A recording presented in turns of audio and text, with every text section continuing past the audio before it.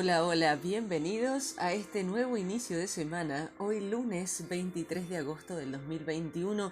Nuestro programa es el número 235 y estamos tan agradecidos de comenzar otra semana más, casi la última de este octavo mes del año, y por supuesto avanzamos rápidamente hacia nuestra meta y objetivo, que es el 31 de diciembre, donde finalmente terminaremos este proyecto que ha iniciado el primer día del año, y esperamos pasar estos 365 días junto a la palabra de Dios. Y por supuesto estamos tan felices de que vos compartas con nosotros este proyecto, así que queremos comenzar como lo hacemos siempre con el devocional del día de hoy. ¿Nos acompañan?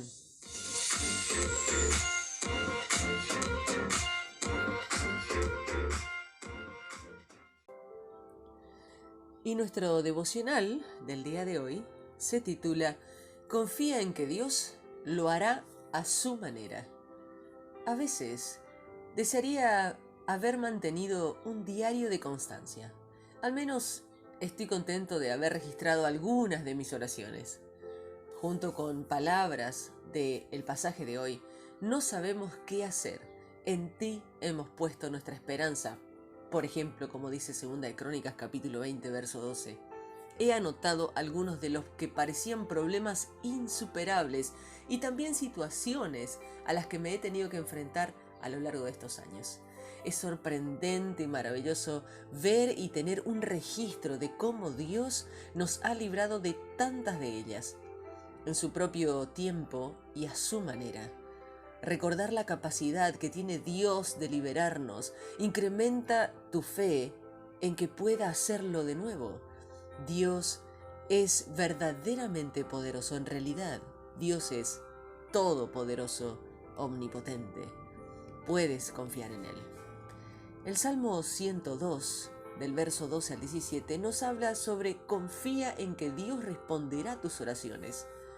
Como dijo Charles Spurgeon en su conocida cita, la oración es el delgado nervio que mueve el músculo de la omnipotencia.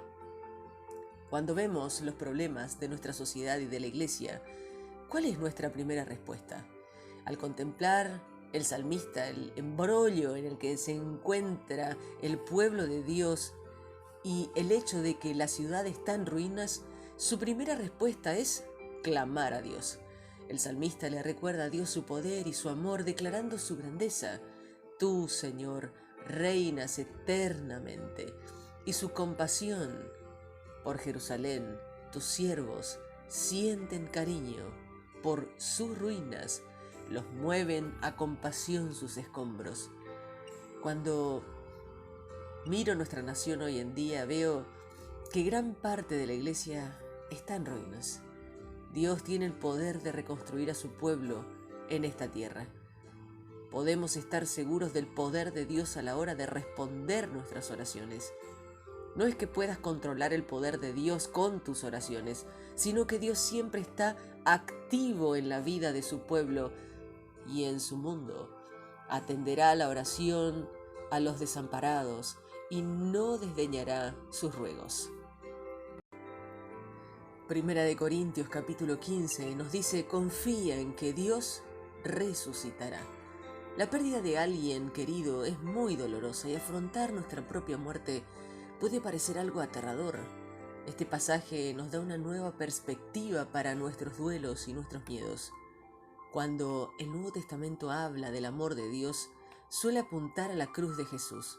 Cuando habla del poder de Dios, suele apuntar a la resurrección de Jesús. Ese poder es la fuerza grandiosa y eficaz que resucitó a Jesús de entre los muertos, como dice Efesios 1, versos 19 y 20.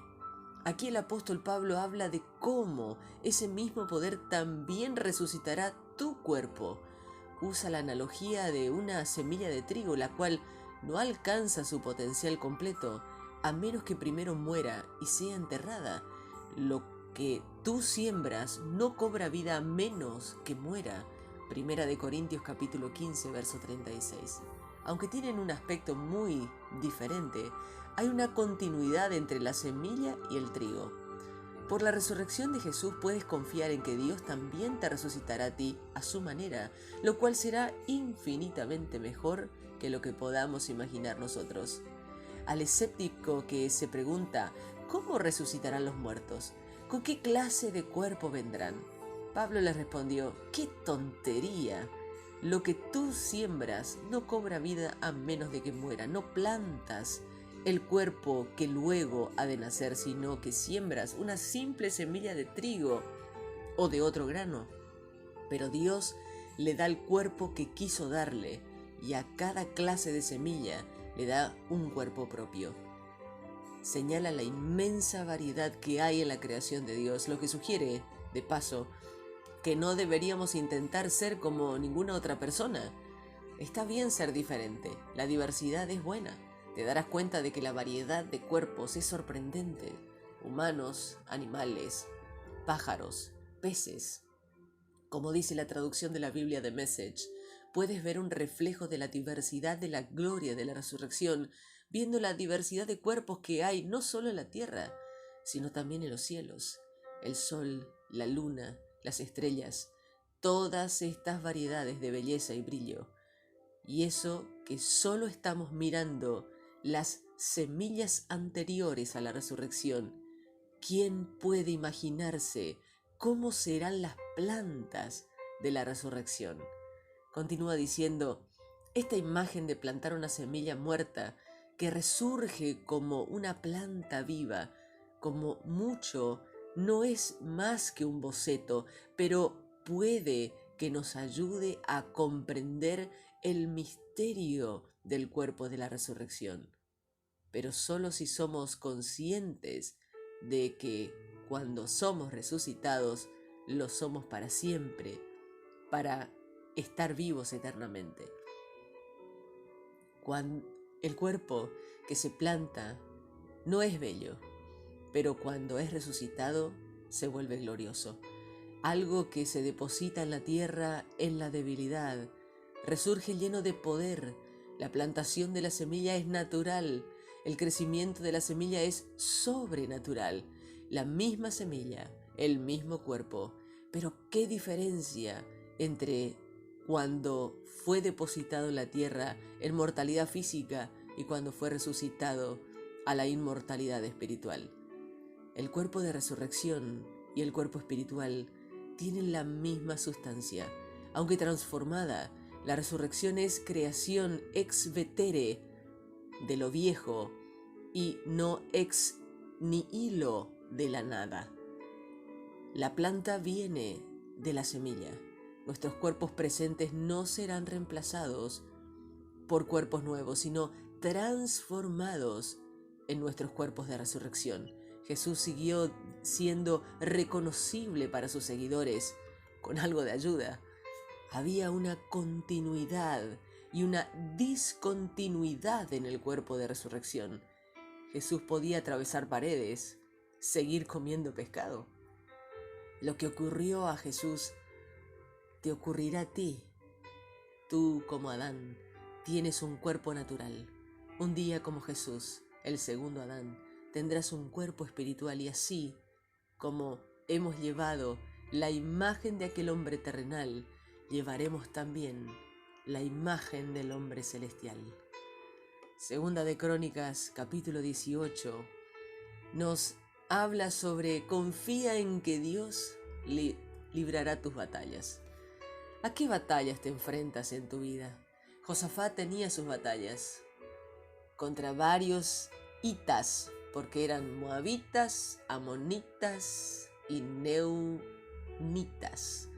Pero como dice Joyce Meyer y escribe, con nosotros están los miedoístas, los enfermedaditas, los pobrezaitas, malmatrimonioitas, estresitas, vecinos fastidiosos itas, inseguridad itas, rechazado itas, y la lista puede hacerse interminable.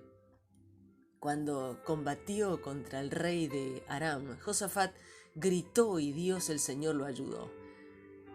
En esto vemos la providencia y la soberanía de Dios. Dios permitió que una flecha perdida matara al rey de Israel, pero protegió a Josafat, quien clamó a Dios. Josafat hizo volver al pueblo al Señor, nombró jueces y los llamó a evitar la injusticia o la parcialidad o los sobornos.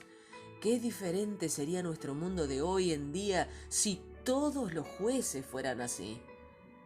A pesar del hecho de que Josafat siguió al Señor, siguió el buen ejemplo de su padre Asá y nunca se desvió de él, sino que hizo lo que agrada al Señor.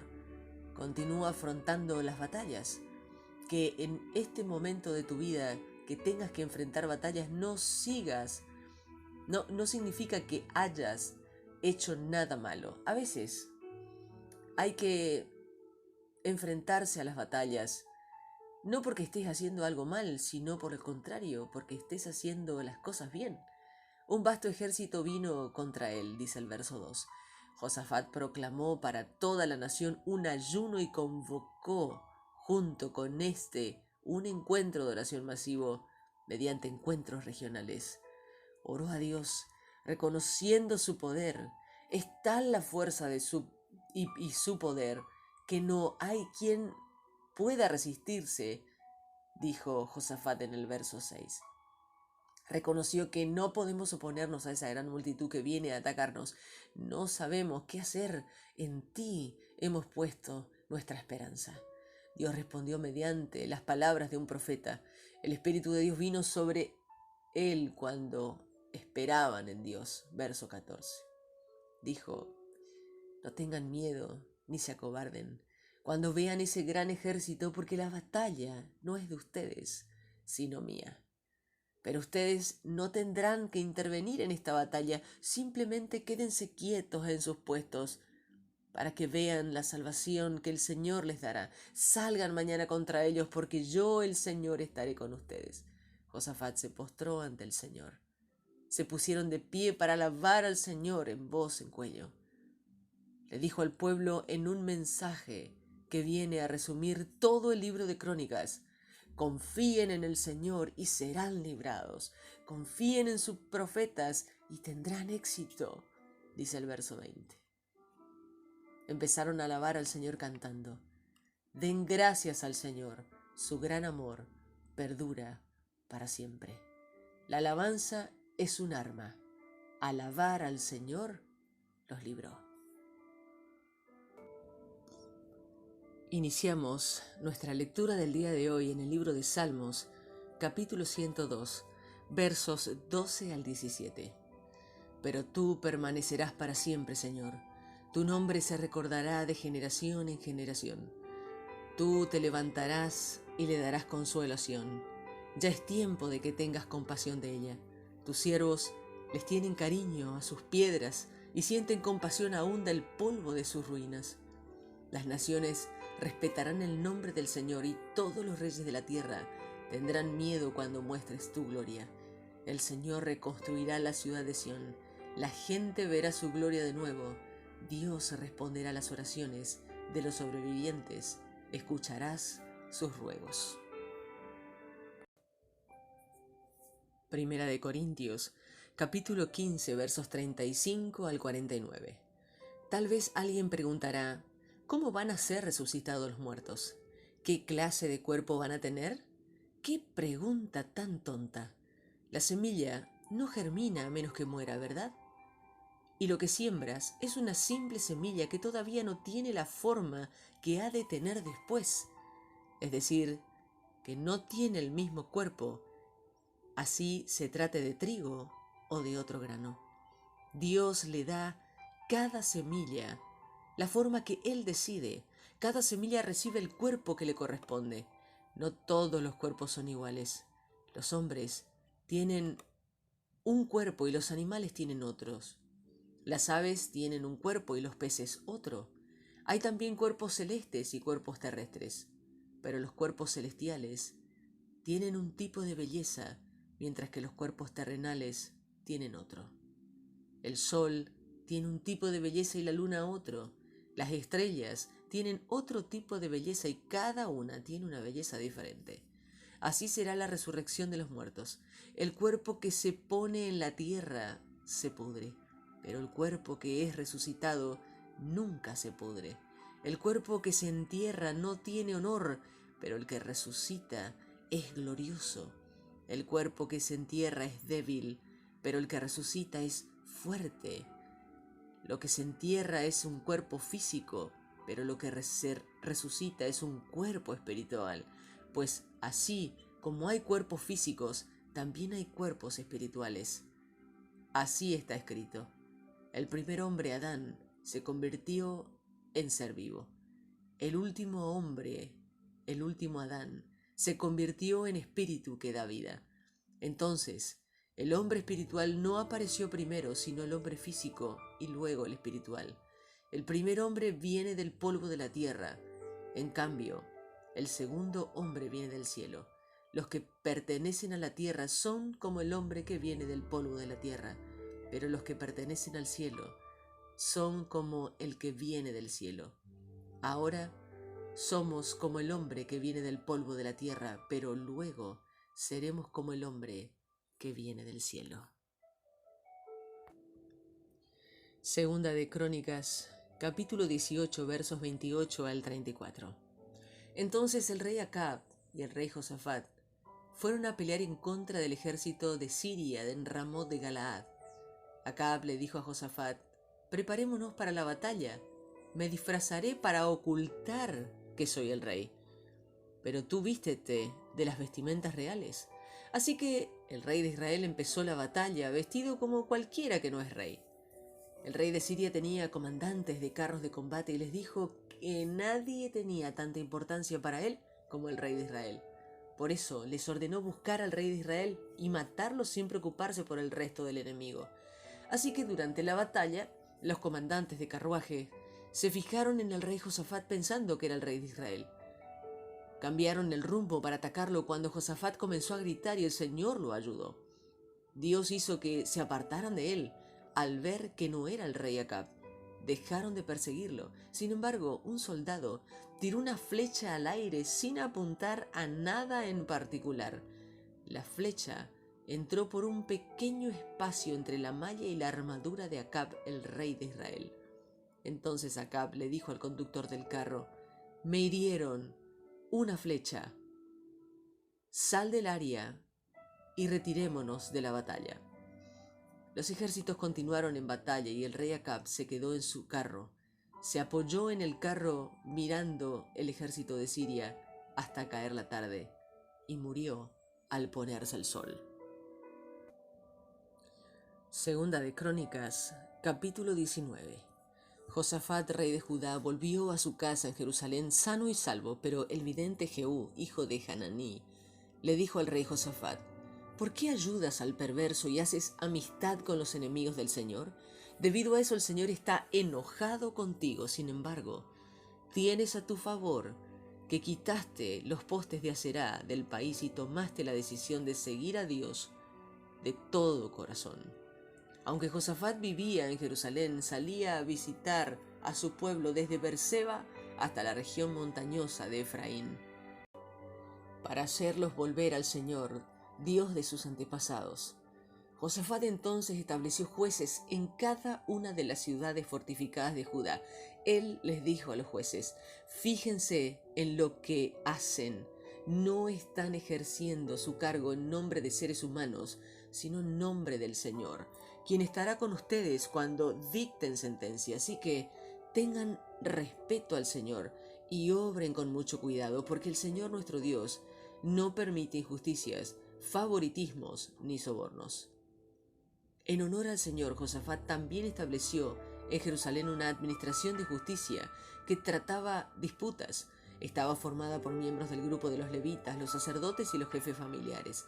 Entonces volvieron a Jerusalén. Josafat les dio esta orden: actúen con el debido respeto al Señor, con fidelidad y con integridad, cuando la gente de sus ciudades les traiga los casos en los que deben decidir si una muerte fue producto de un crimen o no. casos en cuanto a la ley, los mandamientos, los estatutos o decretos, ustedes tienen que advertirles que no pequen contra el Señor para que Dios no se enoje con ustedes y con ellos.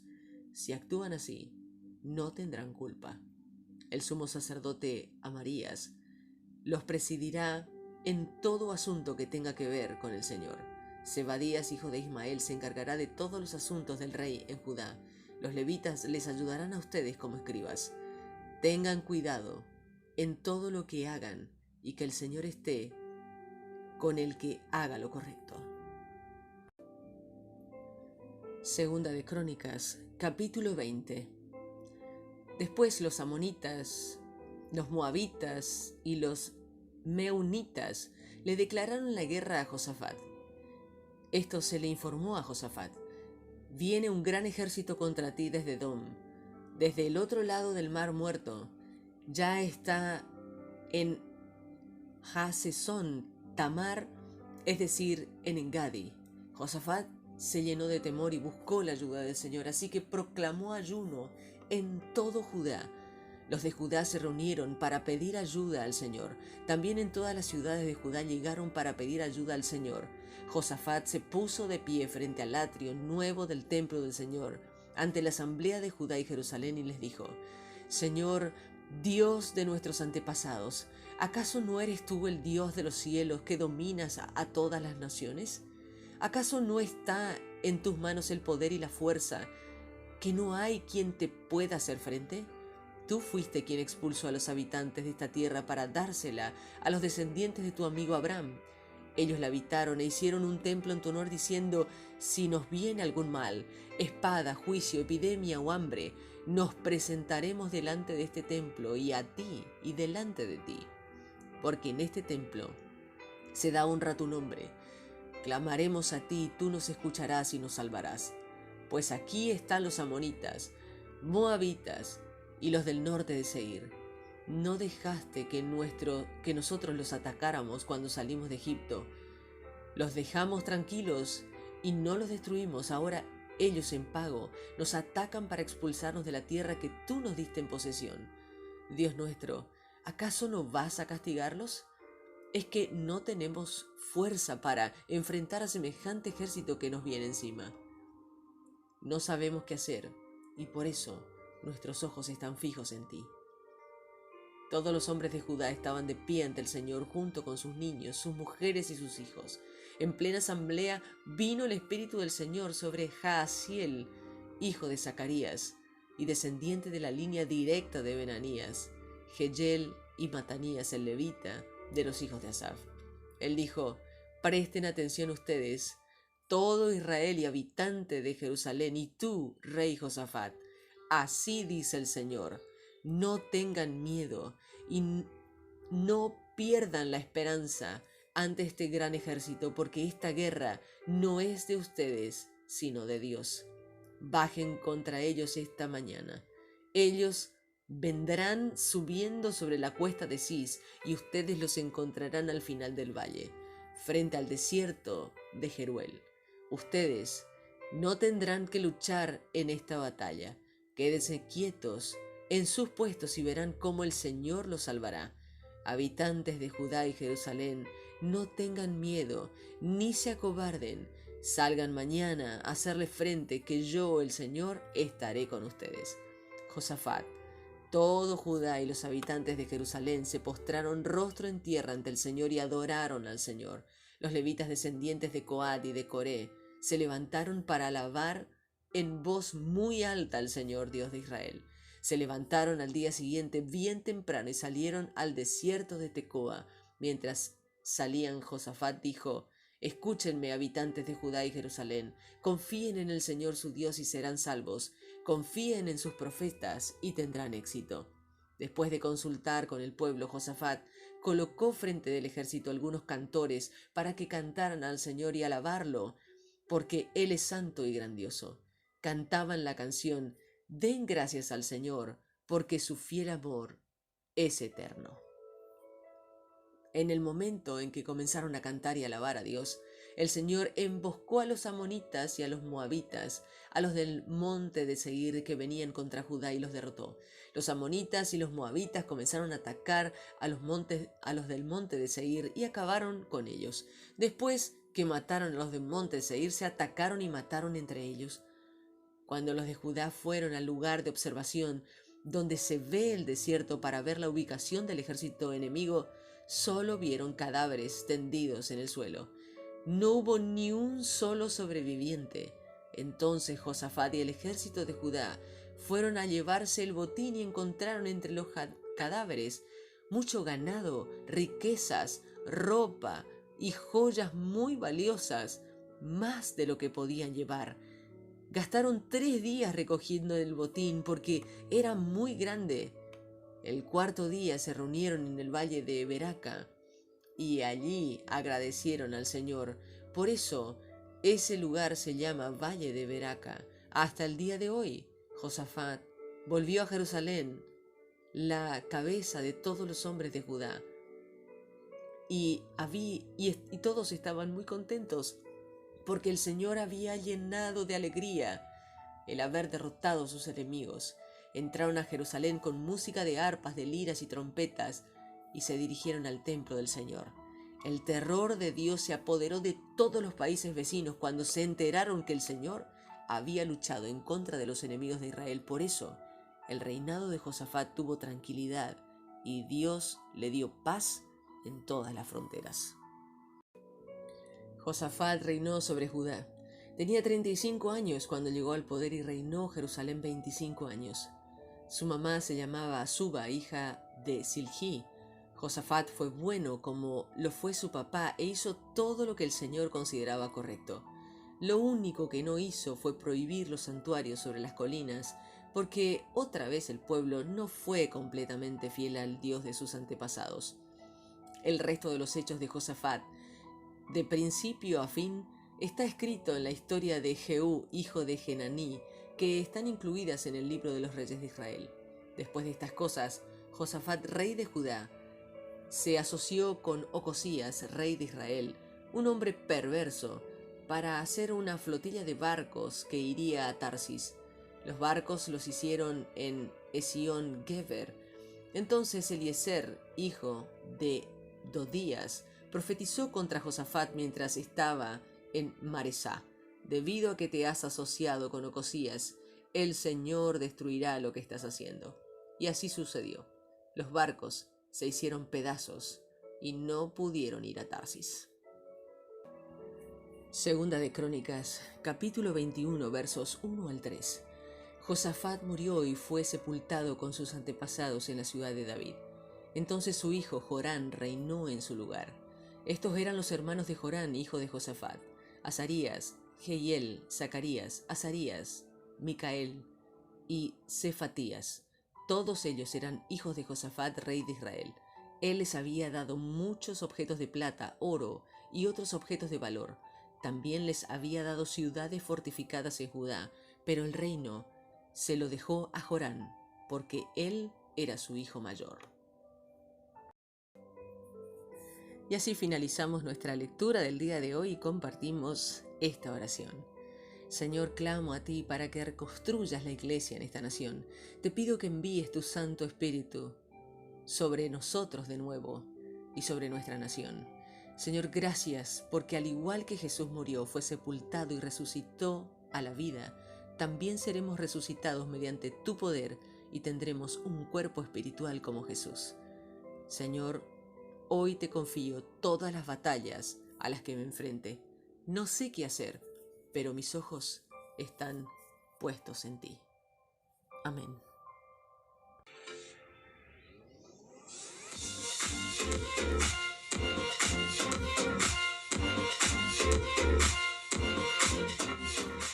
Y así llegamos al final de nuestra edición de hoy, lunes 23 de agosto del 2021, de nuestro programa número 235. Gracias a todos y deseamos las mayores bendiciones de Dios para todos ustedes al inicio de esta semana, y estamos súper contentos, avanzando rápidamente hacia el final del año. Nos queda muy poquito. Un saludo enorme para todos y nos encontraremos mañana, si Dios así lo permite, con otra edición de Lee conmigo la Biblia. Bendiciones.